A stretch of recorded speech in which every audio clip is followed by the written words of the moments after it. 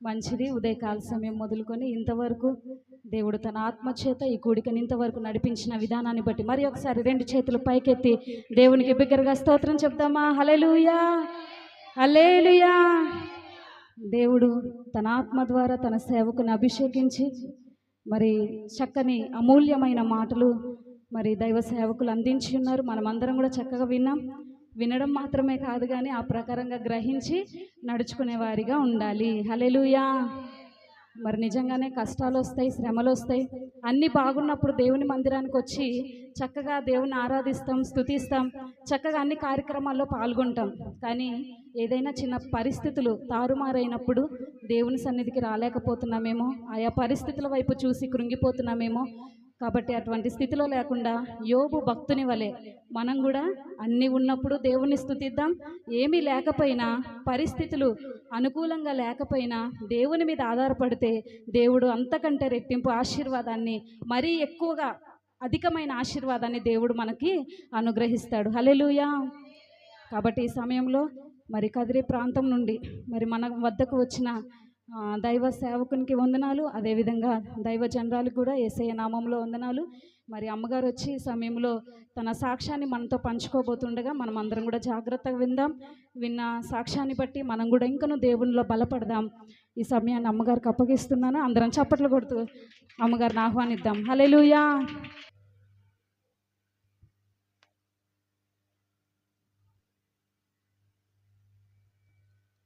హల్లెలూయా.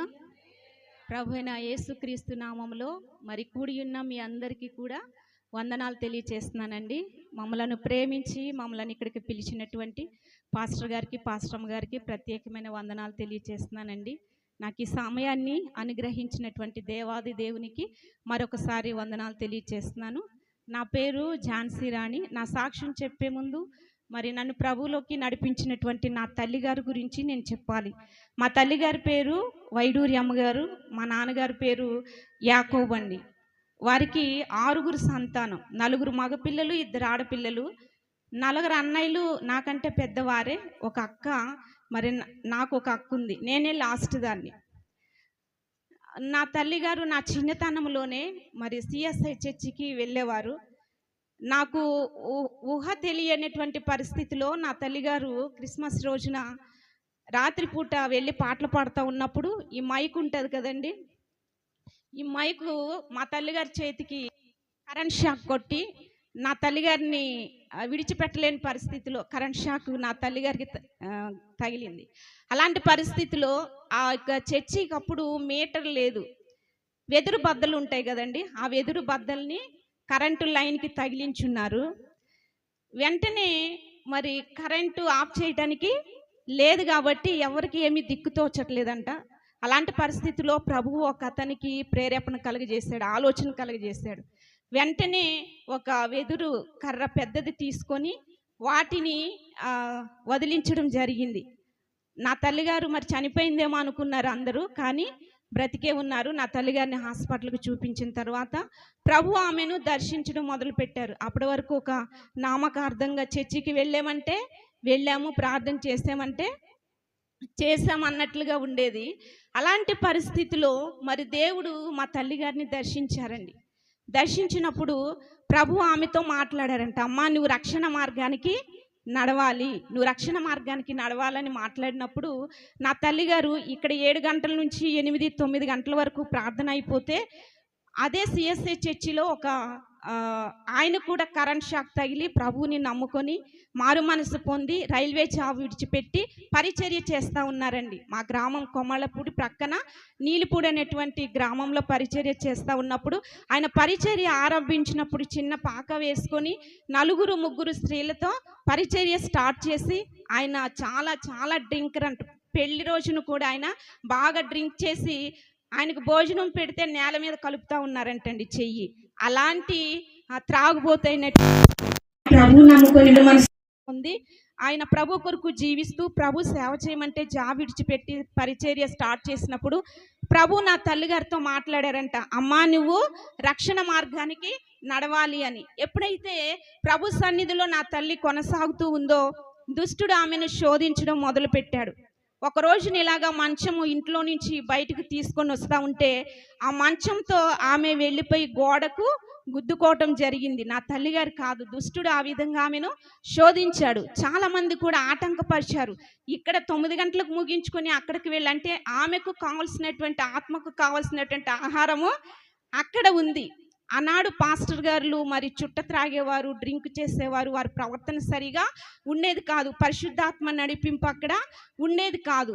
మరి ఆమె జీవితాన్ని మార్చగలిగిన ఆత్మీయ ఆహారం కొరకు 10 గంటలకు అక్కడికి వెళ్తూ ఉన్నప్పుడు సంఘంలో ఉన్నటువంటి పెద్దలు కానీ మా బంధువులు కానీ ఆటంకపరిచారండి. అలాంటి పరిస్థితిలో నేను చిన్నదానను, ఎప్పుడు కూడా తల్లి ప్రక్కనే పడుకోవాలి, తల్లితోనే ఉండాలి, తల్లి ప్రేమ నాకే దొరకాలి.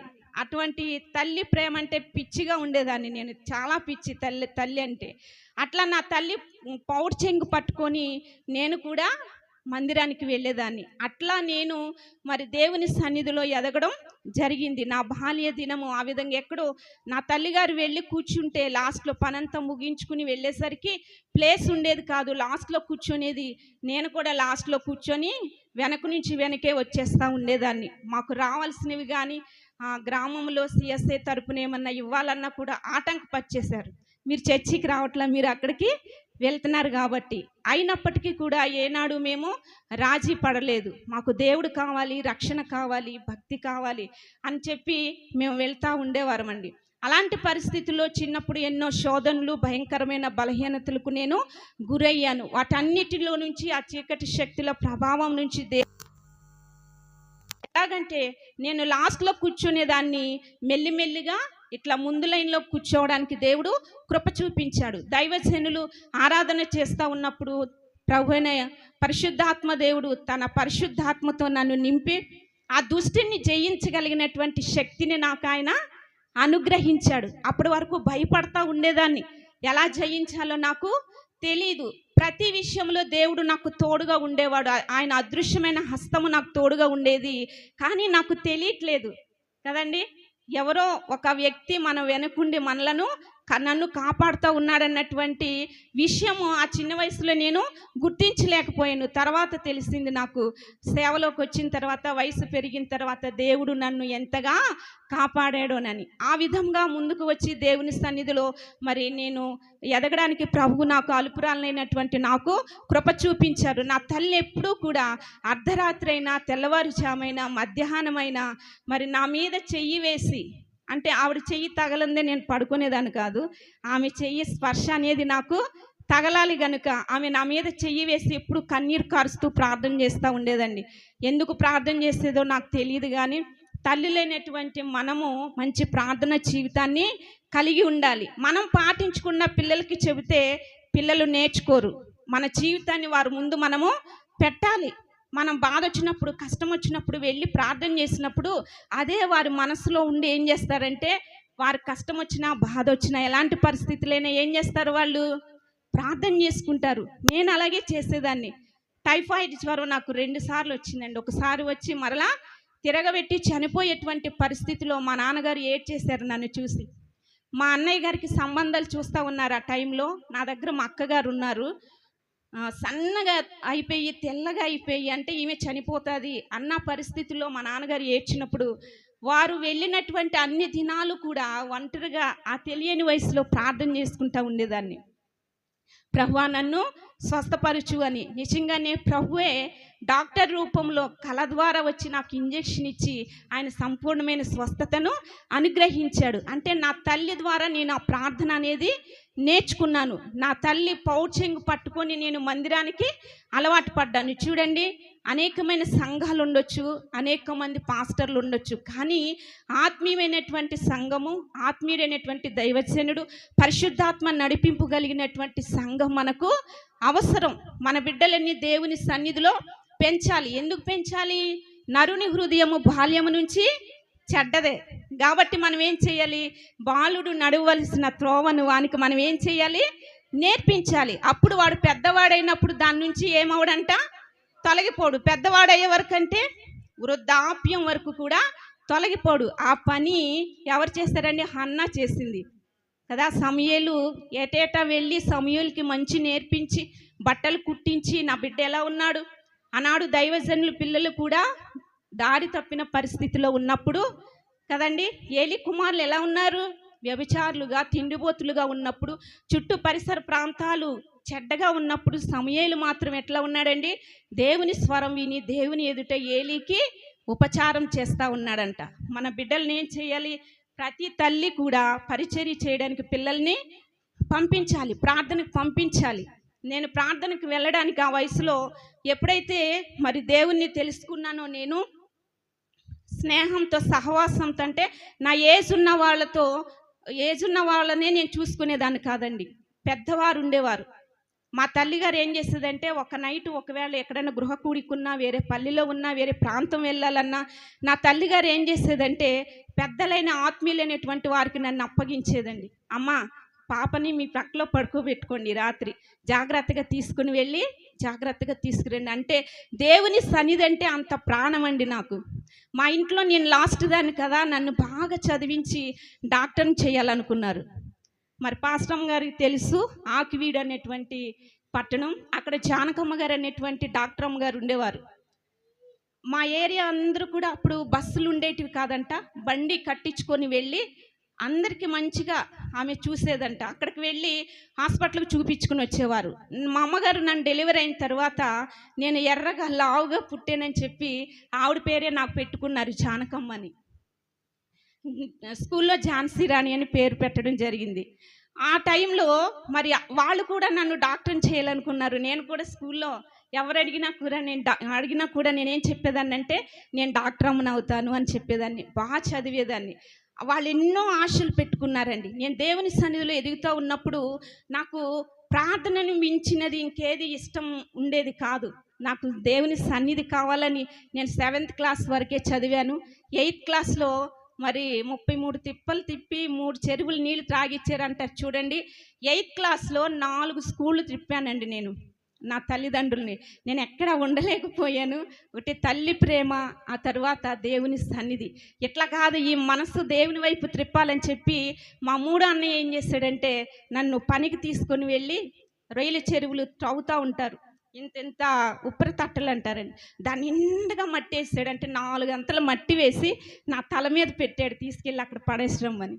అన్నయ్య కళ్ళు తిరుగుతున్నాయి నాకు అన్నా నేను. మరి చదువు బాగుందా, ఇది బాగుందా అన్నారు. ఇదే బాగుందన్నాను. అంటే దేవుని సన్నిధి ముందు నాకు ఏ కష్టం కూడా కష్టమని అనిపించలేదండి. అంటే నా పట్ల దేవుని చిత్తం ఈ విధంగా ఉన్నది. అప్పుడు వారికి అర్థం కాలేదు, నాకు అర్థం కాలేదు అని. మరి పిల్లలున్న వారు ఇక్కడ చదువుకునేవారు చదువు మానేయమని కాదండి, చదువు ముఖ్యమే. ప్రభు అయిన యేసుక్రీస్తు విద్య లేని పామరులను ఎన్నుకున్నాడు, ఉద్యోగస్తులను ఎన్నుకున్నాడు, అన్ని రకాలైన వారిని ఎన్నుకున్నాడు. చదువుకోవాలి, చదువు ముఖ్యం. ఈ రోజుల్లో చదువుకోవాలి, దేవుని పిలుపుంటే సేవ చేయాలి. అది నా బాల్యం ఆ విధంగా కొనసాగుతూ ఉన్నప్పుడు మరి దేవుడు అన్ని విధాలుగా నన్ను ఆరోగ్య విషయంలో కానీ మరి అన్ని విధాలుగా కూడా నన్ను కాపాడుచు భక్తిలో మరి ఆయన నన్ను పెంచుతూ ఉన్నారండి. ప్రతిరోజు ఎక్కడ ప్రార్థనైనా కూడా మరి నేను ఏజ్ చూసుకోకుండా ముసలోళ్ళు ఉన్నా కూడా వారితో పాటు వెళ్ళి దేవుని సన్నిధికి వెళ్ళి వచ్చేదాన్ని. ఎప్పుడు కూడా ఒక్కరోజు కూడా నేను మానటం అనేది నేను ఎరగనండి. దేవుని సన్నిధికి మానటం అనేది నేను ఎరగను. నాకు అన్నం లేకపోయినా పర్వాలేదు, కానీ ప్రార్థన అంటే ప్రాణం అన్నమాట. ఏ కష్టము కూడా దేవుని సన్నిధి ముందు నాకు కష్టంగా అనిపించలేదు. అలాంటి పరిస్థితుల్లో మరి నా యవ్వన కాలం వచ్చినప్పుడు దేవుడు మరి మా సంఘంలో బహిరంగ సభలు పెట్టారండి. స్వార్థ బహిరంగ సభలు, స్వార్థ స్వస్థత మహాసభలు పెట్టినప్పుడు దైవజనులు మాట్లాడుతూ ఉన్నారు. ఎవరైనా బాప్తిసం తీసుకోవాలనుకున్న వారు లేచి నిలబడండి అన్నప్పుడు దేవుడు నా హృదయాన్ని తెరిచాడు. నా యవ్వన జీవితంలో నా హృదయాన్ని తెరిచినప్పుడు నా పాపములు, నా అవధేయతలన్నీ కూడా దేవుని సన్నిధిలో ఒప్పుకుంటున్నాను. ఏమనంటే, నన్ను ఎవరైనా ఇట్లా చూసినా కూడా నేను సహించేదాన్ని కాదు. ఎవరైనా పెళ్లి విషయం ఎత్తినా చాలా కోపం వచ్చేది. నేను వివాహం చేసుకోను అనేదాన్ని మా అమ్మగారితో. చేసుకోకపోతే ఎలాగా, ఎవరు చూస్తారు, మేము ఎన్నాళ్ళు ఉంటాం అంటూ ఉండేవారండి.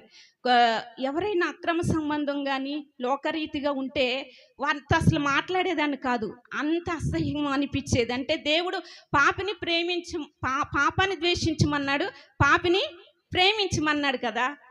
కదా, ఆ విధంగా ఉండేదాన్ని. ఎవరైనా నన్ను ఏదన్నా మాట అంటే వాళ్ళకి అది కలగాలి ఇది కలగాలి, వాళ్ళు అసలు బ్రతకకూడదు అనిపించేది. అంటే మాట పడకుండా పెరిగానండి. మా చుట్టుప్రక్కల గ్రామాలలో నేనన్నా మా అక్కన్నా దేవుడు మంచి సాక్ష్యాన్ని ఇచ్చాడండి. నా తండ్రి గారే మా కుటుంబానికి దేవుడు ఒక కంచిగా ఇచ్చాడు. ఎవరైనా మా ఇంటి వైపు చూడాలంటే భయం. ఆడపిల్లలంటే చాలా ఆయనకి ప్రాణము. అదేవిధంగా మా అక్కగారు నేను కూడా ఉండేవారు. వారికి ఒక కిరీటంగా ఆనందంగా ఉండేవారు. నేను అలాగ చాలా కోపంగా ఉండేదాన్ని.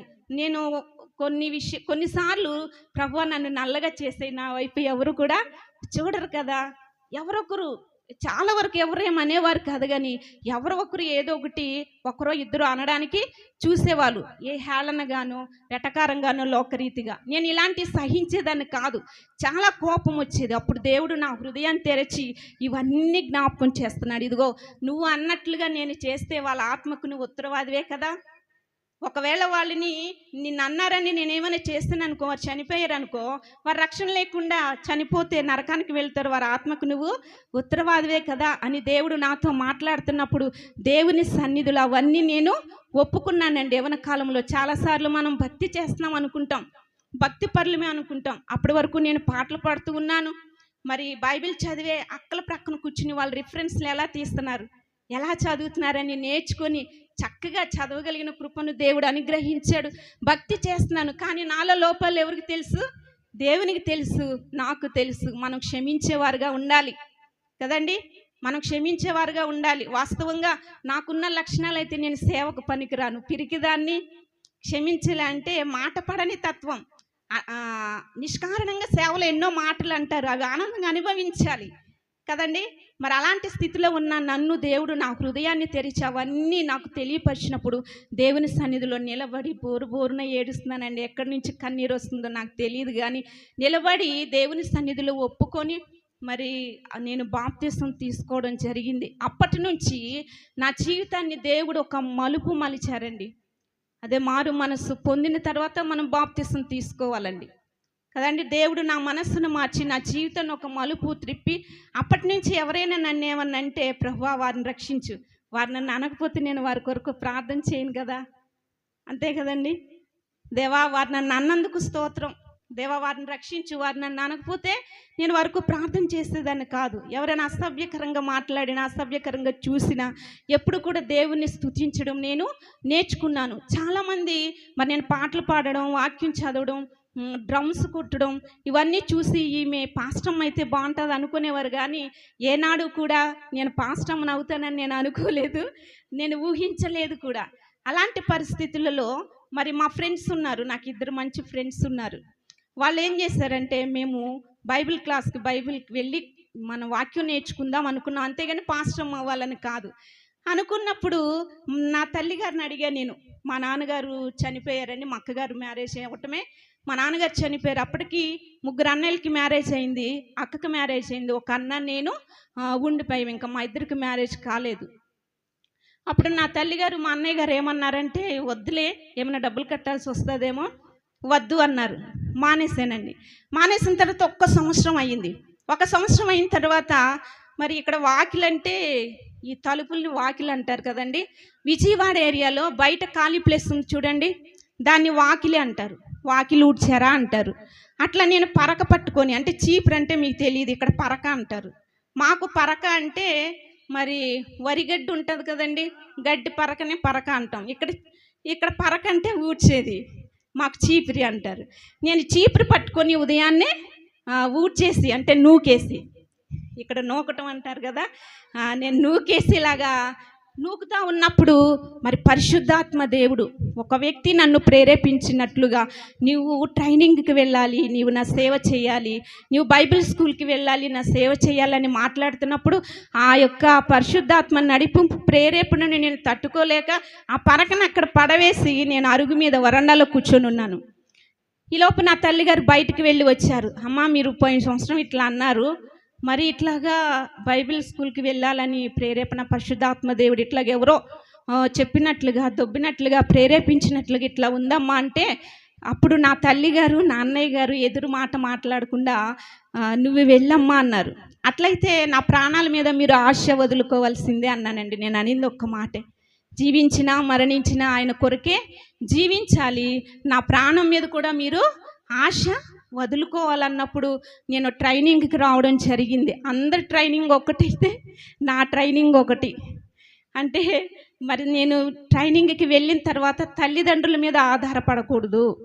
ప్రభువా, నా కొరకు నీ యవన రక్తాన్ని చిందించావు కాబట్టి నా యవన జీవితాన్ని నీకు నేను సమర్పించుకుంటున్నాను ప్రభువా అని నేను ట్రైనింగ్ చేస్తూ ఉన్నప్పుడు మరి ఆ ట్రైనింగ్లో ఎన్నో అనుభవాలు దేవుడు నాకు నేర్పించాడు. నా తల్లిదండ్రుల మీద నేను ఆధారపడకూడదు. సేవకు వెళ్ళినప్పుడు దేవుడు ఏ ప్రాంతానికి నన్ను నడిపిస్తాడో అక్కడ ఎవరు సహాయం చేస్తారు గనక నువ్వే నాకు సహాయం చేయాలి, నీవే నా పట్ల కార్యం జరిగించాలి, నాకు ఇది కావాలి అది కావాలని నా తల్లిని కానీ నా అన్న వాళ్ళని కానీ నేను ఎవరిని ఏది అడగకూడదు ప్రభు అని చెప్పేసి ఎక్కువగా ప్రార్థన చేసుకుంటూ ఉండేదాన్నండి.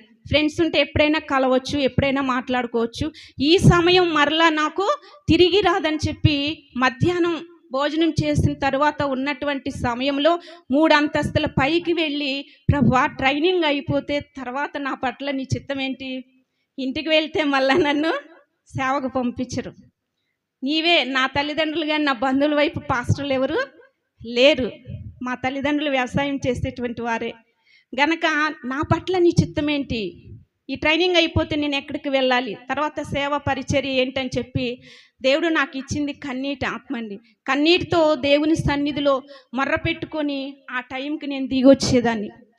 ప్రార్థన అంటే చాలా ఇష్టం. ప్రార్థన జీవితము మమ్మల్ని నడిపించినటువంటి ఆత్మీయ తండ్రి తల్లిదండ్రులు మధ్యరాత్రిలో మెలకు వచ్చిన ప్రార్థన చేసేటువంటి స్థితిలోనికి వారు మమ్మల్ని నడిపించారు.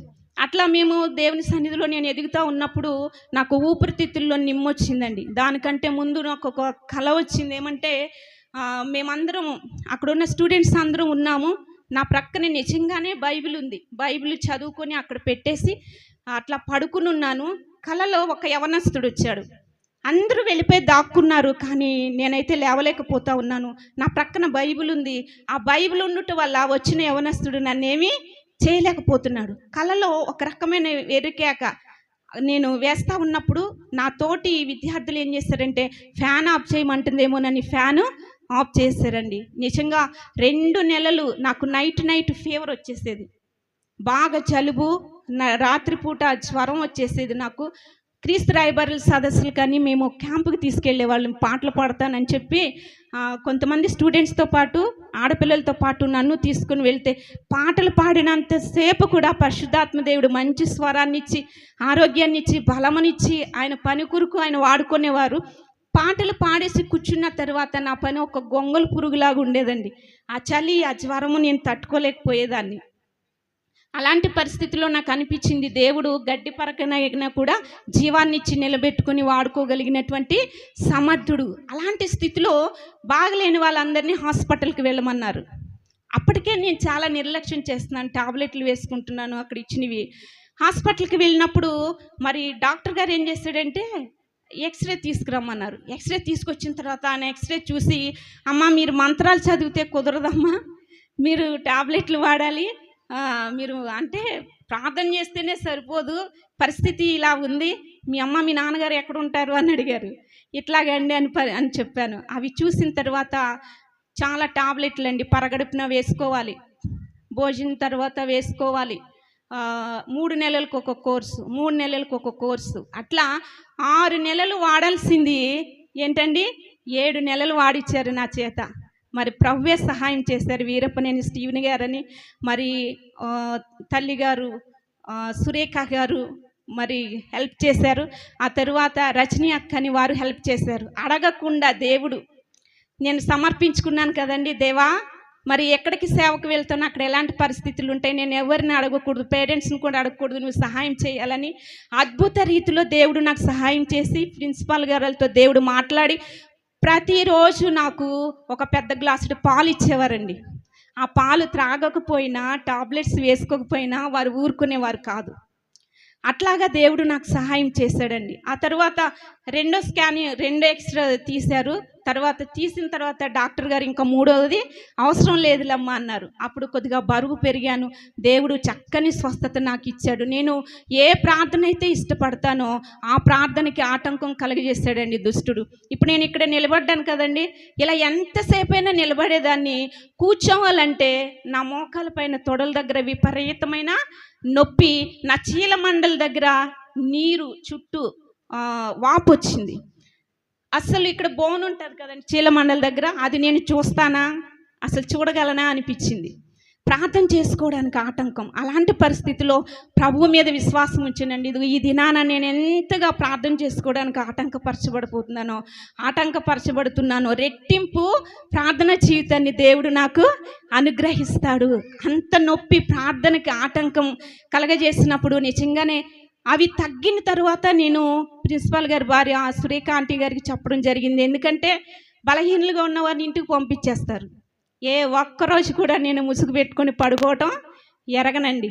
అట్లా ఉండి కూడా నన్ను లీడర్గా పెట్టారు, బాధ్యతగా చూసుకుంటున్నానని. అట్లా ఉండి కూడా నన్ను అనాథ పిల్లల దగ్గర రాత్రిపూట పడుకోవడానికి ఎవరిని పడితే వాళ్ళని పంపించరండి. మంచి సాక్ష్యం ఉండాలి, పిల్లల జీవితాలు పాడవుతాయని ఎక్కువగా సీనియర్స్ నా పేరు చెప్పేవారు కనుక వాళ్ళు నాకు నైట్ పూట నిద్ర ఉంచేవాళ్ళు కాదు. ప్రతి 5 నిమిషాలకి ఎవరో ఒకరు బాత్రూమ్ కానీ లేపుతూ ఉండేవాళ్ళు. వాళ్ళైనా మెల్లగిలా లేపేవాళ్ళు. నాకు అసలే అప్పటికి చాలా భయం. వారికి పరిచర్య చేయటం వల్ల నాలో ఉన్న పిరికితనం పోయిందండి. వారిని 3 అంతస్తుల నుంచి 2వ అంతస్తు నుంచి కిందకి బాత్రూమ్కి తీసుకురావాలి.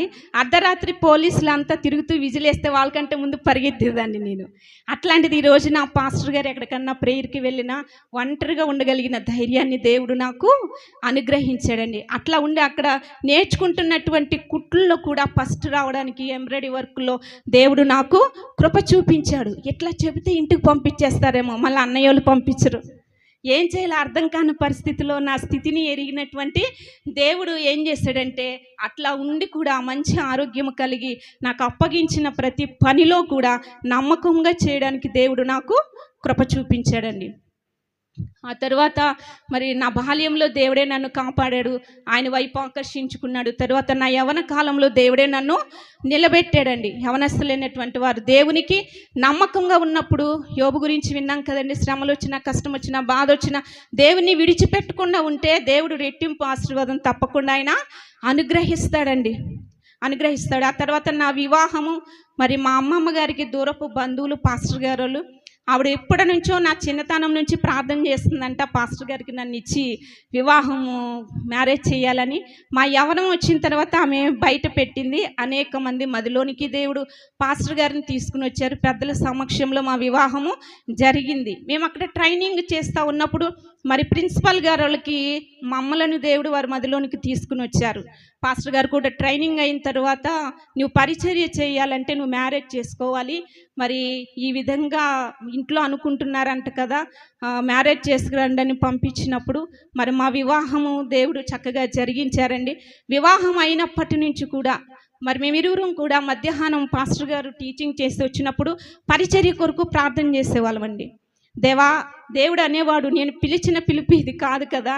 ఏదో ఒక శూన్యం మాలో కనిపిస్తూ ఉండేది. బాగా కీబోర్డ్ ప్లే చేస్తారు, టీచింగు చెప్పాలంటే దేవుడు ఇచ్చిన కృప. మరి బాగా చదువుకున్న వాళ్ళకంటే ఆయన బాగా కష్టపడేవారు. టీచింగ్ తెల్లవారుజామున లేచి చక్కగా సబ్జెక్ట్ రాసుకొని టిఫిన్ కూడా తినకుండా సైకిల్ వేసుకుని వెళ్ళిపోయేవారండి టీచింగ్ చేయడానికి. అంతగా కష్టపడేవాళ్ళు. దేవుడు చక్కని నేమ్ ఇచ్చారు. మరి ఈ విధంగా ఉన్నప్పుడు మా ఇరువురిలో కూడా ఒక శూన్యం ఉండేది. మేము ఎంత పరిచర్య చేస్తూ ఉన్నా కూడా మాకు ఒక ప్రశ్న. అలాగే మేము 8 సంవత్సరాలు తోసిపుచ్చుకుంటూ వచ్చేసామండి. తర్వాత పాస్టర్ గారు మరి మీరందరూ ఈరోజు ఉపవాసం ఉండి ప్రార్థన చేసినట్లుగానే పాస్టర్ గారు ఒక 40 దినాలు ఉపవాసం ఉండి మేము బైబిల్ స్కూల్లో నుంచి రామవారిపాడని బయటికి రావడం జరిగిందండి. ఇట్లా ఆయనతో చెప్పేశారు, నేను ఇట్లా పరిచర్యకి వెళ్తున్నానండి అని. రామవారిపాడు వచ్చిన తర్వాత కూడా మరలా 40 రోజులు ఉపవాస ప్రార్థనలో పాస్టర్ గారు ఉన్నారు. నన్ను పిల్లలు చిన్నవాళ్ళు కదా వద్దన్నారు. మేము పరిచర్య కొరకు ప్రార్థన చేస్తూ ఉన్నప్పుడు దేవుడు కళ రూపంలో మరి మేము కదిరిపట్టణంలో బైక్ వేసుకొని తిరుగుతూ ఉన్నాం. మా పాత్రలు, వంట సామాగ్రి అంతా ఉంది. ఏంటండి ఇట్లా కల వచ్చింది, మనకు అసలు కదిరి మదిలోనే లేదు, ఆ ప్రాంతానికి అసలు వెళ్ళాలన్న ఆలోచన లేదు కదా అన్నప్పుడు, మరి మేము అది మర్చిపోయిన తర్వాత ఇంకా 2 నెలలకి నిజంగానే దేవుడు ఇక్కడ నుంచి పిలుపునిచ్చారండి. పిలుపునిచ్చిన తర్వాత మేమిద్దరము టీసీలు తీసేసుకున్నాం స్కూల్ దగ్గరికి వెళ్ళి. పిల్లల్ని ప్రభువా నీ కోసం అవసరమైతే పిల్లల్ని ఈ సంవత్సరం స్కూల్ అయినా మానిపించేస్తాం, నీ పిలుపు ముఖ్యమని చెప్పి బంధువుల దగ్గరికి వెళ్ళి బంధువులందరికీ చెప్పి మరి గుడ్డిగా నమ్మి వచ్చేసామండి. ఆ సంఘంలో మరి వారానికో పాస్టర్ని మారుస్తూ ఉంటారు, పిల్లలతో రమ్మంటారు, తర్వాత ఇబ్బందులు పెడతా ఉంటారు. ఇక్కడ నుంచి ఫోన్లు వస్తూ ఉంటున్నాయి, ఆ సంఘం తెలిసే వస్తున్నావా అని. ఇక్కడ ట్రైనింగ్ అయిన వాళ్ళు చాలామంది ఉన్నారు విజయవాడలో మా దగ్గర. ఆ తర్వాత మేము ఇక్కడికి రావడానికి కదిరిపట్నంలో ఎవరూ ఒప్పుకోలేదు. రాయలసీమ రాళ్ల ప్రాంతం వెళ్తున్నారు, మరుగున పడిపోతారు, ఇక్కడ నీకేం తక్కువ, అప్పటికే 3 బైబిల్ స్కూల్లో టీచింగ్ చేస్తున్నావు కదా, పాటలు పాడతావు, కీబోర్డ్ ప్లే చేస్తావు, ఒక స్కూల్లోనైతే కీబోర్డ్ ప్లే చేస్తే 10,000 అట్లా ఇస్తా అన్నారు. అందుకోసం దేవుడు మమ్మల్ని పిలవలేదు. ఇద్దరం సంపూర్తిగా దేవుని కొరకు సమర్పించుకున్నాము. మరి ఇక్కడ C&I చర్చి అని ఇక్కడికి వచ్చినప్పుడు ఎన్నో శ్రమలు ఇబ్బందులు మేము ఎదుర్కొన్నామండి.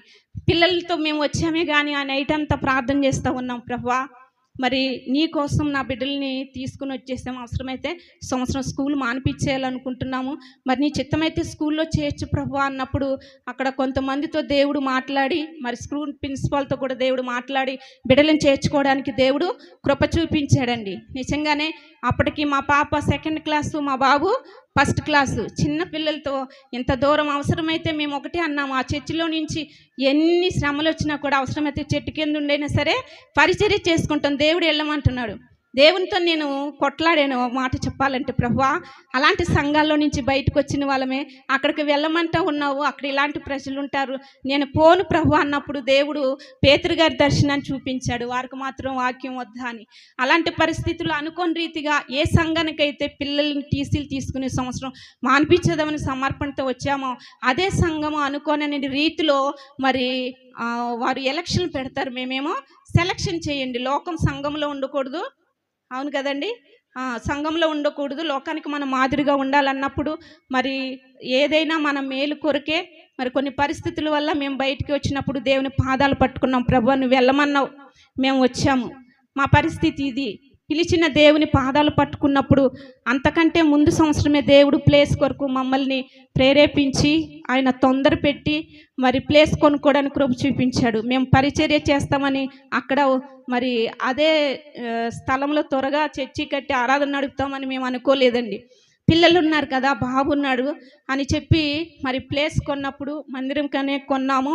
బాబున్నాడు కదా, ఎప్పటికైనా మనం ఇలా చేసినా కూడా పిల్లలకి పరిచర్యకు ఉపయోగపడుతుందని మేము అనుకున్నప్పుడు మరి వారు చేసేటువంటి ప్లాను దేవుడికి తెలుసు. ఇశ్రాయేల్ ప్రజలు ఐగుప్తు నుంచి బయలుదేరి వస్తున్నప్పుడు ఐగుప్తులు ఏం చేశారంటే వాళ్ళని చంపడానికి వస్తున్నప్పుడు ఈ ప్లాన్ అంతా ఎవరు చూశారు?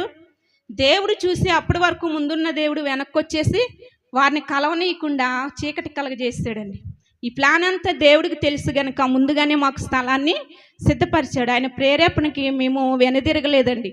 డబ్బులు తక్కువ ఉన్నా కూడా సాహసం చేయడానికి దేవుడు కృప చూపించాడు.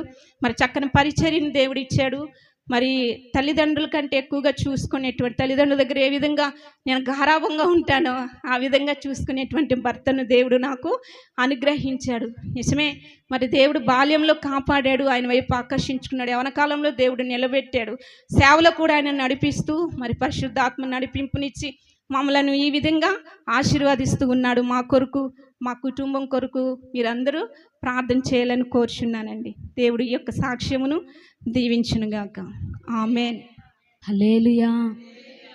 మరి ఇంతవరకు అమ్మగారు తన సాక్ష్యాన్ని మనతో పంచుకున్నారు. చక్కటి సాక్ష్యాన్ని అందించిన అమ్మగారికి ప్రత్యేకమైన వందనాలు చెల్లిస్తూ ఉన్నాను. హల్లెలూయా. నిజమే, మనల్ని ఎవరైనా ఏమన్నా అంటే వాళ్ళ గురించి మనము చాలా బాధపడతాం, తిట్టుకుంటాం, అవసరమైతే ఇంకెంతెంత మందికో చెప్తూ ఉంటాం. అవునంటారా? ఎవరైనా మనల్ని ఏదన్నా అన్నా, ఏదన్నా బాధ పెట్టినా, లేకపోతే ఏదన్నా తగ్గించి మాట్లాడినా, లేకపోతే వేరే విధంగా చూసినా అవన్నీ మనం తట్టుకోలేక చాలా బాధపడిపోయి అవసరమైతే తిండి కూడా మానేసి, ఆహారం మానేసి చాలా బాధపడుతూ ఎందుకు నన్ను ఇట్లా అన్నారు అని మనలోనే ఉంచుకోకుండా ఇతరులకు కూడా చెప్తూ ఉంటాం కొన్నిసార్లు. హల్లెలూయా.